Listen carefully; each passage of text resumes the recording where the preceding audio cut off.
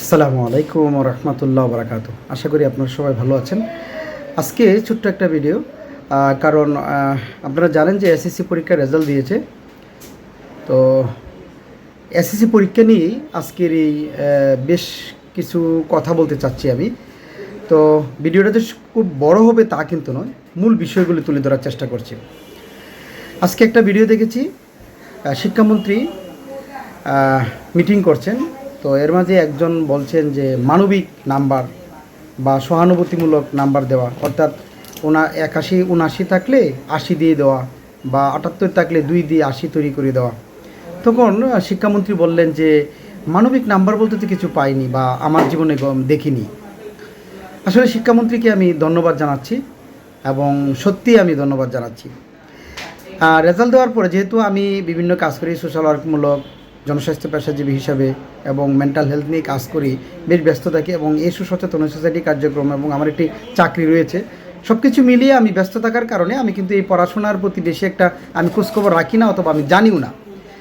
Result দেওয়ার পরে আমার স্ত্রীকে জিজ্ঞেস করলাম যে আসলে অনেক ছেলেমেয়েরা মিডিয়াতে কথা বলছে, কেন কথা বলছে নাম্বারে? এই যে আমার স্ত্রী উত্তর দিল যে এই প্রশ্নগুলি ভালো হয় নাই।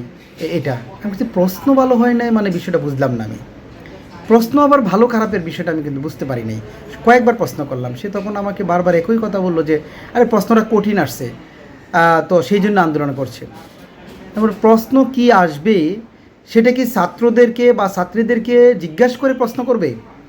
এমন তো হয় নাই এসএসসি পরীক্ষা এইচএসসি পরীক্ষা থেকে প্রশ্ন আসছে, এরকম তো হয় নাই। সম্মানিত দর্শক, আমাদের এই সমাজ ব্যবস্থাটা কোথায় চলে গিয়েছে? এর পরবর্তীতে যেহেতু আমি কিছু কথা বলবো, সুতরাং আমি বেশ কিছু ভিডিও দেখলাম। অনেক সন্তান, অনেক আমাদের সন্তান বয়সীরা, আমার ছেলেও কয়েকদিন পরে হয়তো এসএসসি, হয়তো না, আল্লাহ বাঁচিয়ে রাখি, এসএসসি পরীক্ষা দেবে। তাকেও আমি এই কথাগুলি বলছি। সেও কিছু কথা বলতে চাচ্ছিল, তখন আমি বললাম, বুঝালাম। এবং তো যাই হোক, ভিডিওতে আমরা যে বিষয় নিয়ে আলোচনা করছি, তো কয়েকটা ছেলেমেয়ের কথা দেখলাম যে বললো যে আমরা কি পড়ি, আমরা তো এত পড়ি না, আমরা তো এত ভালো স্টুডেন্ট না। তাহলে তুমি ভালো স্টুডেন্ট না আর তুমি এত পড়ো না, সেটা তো যারা প্রশ্নকর্তা তারা কি সেটা দেখে প্রশ্ন করবে? তাদের কথা হলো, অর্থাৎ যারা প্রশ্নকর্তা তাদের কথা হলো যে আমি বই থেকে প্রশ্ন করছি কি না সেটা হলো প্রশ্ন।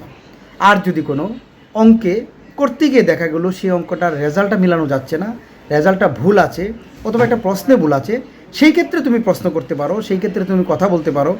আর আশা করি তো এই ধরনের যদি থাকে, তাহলে তো আমি জানি যে বোর্ড থেকে ডিক্লেয়ার করে দেওয়া হয় এই প্রশ্নটা ভুল ছিল, যারা এই প্রশ্নটা আনসারটা করার চেষ্টা করেছে, প্রশ্নটা হোক আর না হোক, বা কিছু আনসার করুক বা কম আনসার করুক বা বেশি আনসার করুক, এই নাম্বারটা দিয়ে দেওয়া হবে। এটা নিয়ে আন্দোলন করতে পারে, বা এটা যদি কেউ না দেয় সেই ক্ষেত্রে কথা বলতে পারে। আদারওয়াইজ তো কথা বলার কোনো প্রশ্নই আসে না। আমি ছাত্রছাত্রীদের কথার দ্বিমত পোষণ করার সাথে সাথে সেই সব ছাত্রছাত্রীদের অভিভাবককেও বলছি আমি, আপনারা কি জেনে শুনে আপনার সন্তানের পক্ষ নিয়ে কথা বলছেন? অনেক গার্ডিয়ান দেখলাম অনেক কিছু বলছেন যে আমি তো হতাশ হয়ে যাচ্ছি, আমার সন্তানদেরকে অন্ধকার দেখতে পাচ্ছি। আপনার সন্তানকে অন্ধকার দেখবেন কিসের জন্য? সেটা তো শিক্ষামন্ত্রী বলবে না, সেটা তো শিক্ষা মন্ত্রণালয়ের লোক বলবে না, সেটা তো যারা প্রশ্নকর্তা তারা বলবে না। তারা প্রশ্ন কোথায় থেকে করবে সেটা তো আপনাকে জিজ্ঞেস করে, আপনি অভিভাবক, আপনাকে জিজ্ঞেস করে প্রশ্ন করবে না, আপনার সন্তানকে জিজ্ঞেস করে প্রশ্ন করার কোনো প্রশ্নই আসে না। আমার সন্তান ক্লাস 8-এ পড়ে, সেও কিন্তু বেশ কয়েকটা কথা বলছিল, হ্যাঁ প্রশ্ন হয় নাই, নাম্বার কম পাচ্ছে, অনেক নাম্বার কম পাচ্ছে, তুমি কম লিখেছো, কম পেয়েছো, তুমি ভালো করে লেখো নাই, সেই জন্য ভালো পড়ে নাই। প্রশ্ন একটাই, আমার কথা একটাই, প্রশ্ন কি এসএসসি বই থেকে আসছে কিনা? যদি এসে থাকে তাহলে দেড়ছে না, আর কোনো কথা নাই। আমি আশ্চর্য হয়ে যাচ্ছি, আমাদের সমাজ ব্যবস্থাটা কোথায় চলে যাচ্ছে।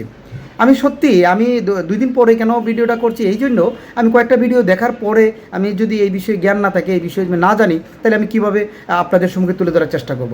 বিশ্বাস করে আমার খুব খারাপ লেগেছে। ছাত্রছাত্রীরা হয়তো ছোটো মানুষ, ওদের বয়স কম, বুঝে নাই, অনেক কিছু বলতে পারে। প্রিভিয়াস যেহেতু এত রেজাল্ট এত কিছু ছিল, সবাই অ্যাপ্লাস বলা হয়েছিল, অনেক অ্যাপ্লাস ছিল, সরাসরি ছিল, পরীক্ষা দেওয়া মানেই 80 পাওয়া, এই সে অনেক কিছু।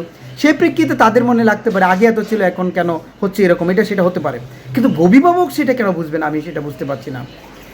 সেই ক্ষেত্রে আমি মনে করি শিক্ষকদের ভূমিকা, অগ্রণী ভূমিকা পালন করতে হবে।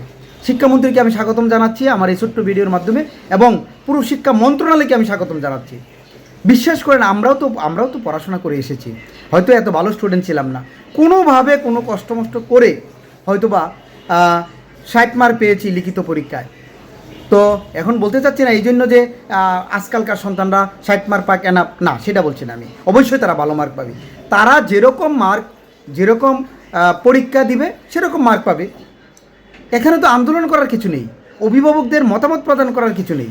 আমি বলছি মতামত একটাই, যদি কোনো প্রশ্ন ভুল করে থাকে, কোনো অঙ্কে ভুল করে থাকে, প্রশ্নটা এখানকার পড়ে নাই, সেটা কমন পড়ে নাই, মানে কমনতে বোঝাতে চাচ্ছি কোনো সিলেবাস অর্থাৎ এসএসসিতেই ছিল না সেরকম, সেই ধরনের যদি অসামঞ্জস্যমূলক কোনো প্রশ্ন থাকে তাহলেই কোনো ছাত্রছাত্রী অথবা অভিভাবক কথা বলতে পারে।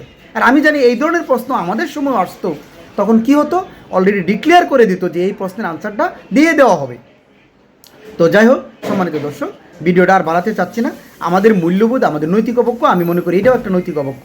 কারণ আমি একজন শিক্ষামন্ত্রীকে কি বলছি, একটা ছোট্ট শিশু হিসাবে বা যেই হোক, রাষ্ট্রীয় প্রধানে যারা থাকেন তাদেরকে সম্মান দিয়ে কথা বলা, এটাও একটা কিন্তু আপনার মূল্যবোধের একটা অংশ।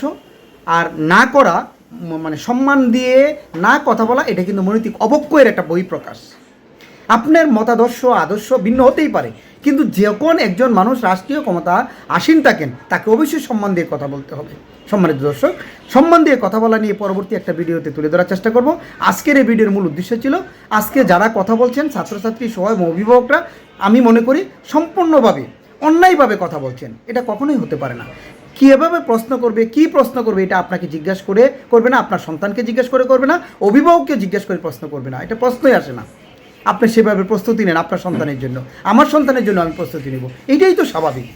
সম্মানিত দর্শক, আমরা তো দেখছি, আমরা তো অ্যাপ্লাস দেখতে পাচ্ছি, অনেক অ্যাপ্লাস দেখেছি, কিন্তু কী করেছে? আমাদের কাছে ইন্টারভিউ দিয়ে তো আমাদের কাছে আসে, অনেক সন্তানের সাথে দেখা হয়, অনেক বিশ্ববিদ্যালয় পোলাপানের সাথে আজকাল কথাবার্তা হয়, আমাদের কাছে আসে, দেখি তো। সুতরাং আমি বলতে চাচ্ছি না, এইটা ফোটাতে চাচ্ছি না যে আমরা অনেক কিছু জানি না, মূল বেসিকটা অন্ততপক্ষে জানা উচিত আমাদের। আমি মনে করি আপনি যতই প্লাস পান কোনো লাভ নেই আপনি যদি না জানেন। সম্মানিত দর্শক, আমাদের আজকাল সন্তান অর্থাৎ আমাদেরই সন্তান, ওদেরকে উদাত্ত আহ্বান জানাচ্ছি, প্লিজ তোমরা তোমাদের যে পাঠ্য বই রয়েছে সেই পাঠ্য বই সম্পূর্ণটা পড়ার চেষ্টা করো। আর সম্মানিত অভিভাবকদেরকে উদাত্ত আহ্বান জানাচ্ছি, প্লিজ আপনারা অনর্থক কোনো না বুঝে না শুনে মিডিয়াতে অপপ্রচার চালানোর চেষ্টা থেকে বিরত থাকুন। আপনার সন্তান, আমার সন্তান, আসুন আমাদের সন্তানদেরকে মেধাবী সন্তান হিসাবে গড়ে তোলার চেষ্টা করি, সেই প্রত্যাশায় বিদায় নিচ্ছি আপনাদের কাছ থেকে। আমি ছিলাম জনস্বাস্থ্য পেশাজীবী সমাজকর্মী মাঝহারুল ইসলাম। আসসালামু আলাইকুম ওয়া রাহমাতুল্লাহি ওয়া বারাকাতুহু।